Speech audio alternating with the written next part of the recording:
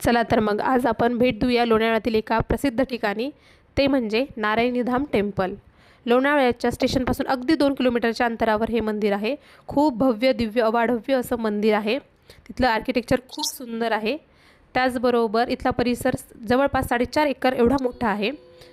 इथल्या गार्डननी पाण्याने इतका सुंदर त्यांनी डेकोरेट केलेला हा परिसर. त्यामध्ये इथे स्टे म्हणजे राहण्याची सुद्धा व्यवस्था आहे. इथे आपण स्टेसुद्धा करू शकतो. त्यामध्ये हे रोजेस गार्डनसुद्धा खूप छान डेव्हलप केलेलं आहे. त्याचबरोबर इथे गोशाळासुद्धा आहे. लोणावळ्यातील एक बेस्ट ठिकाण आहे जे तुम्ही नक्कीच व्हिजिट करू शकता.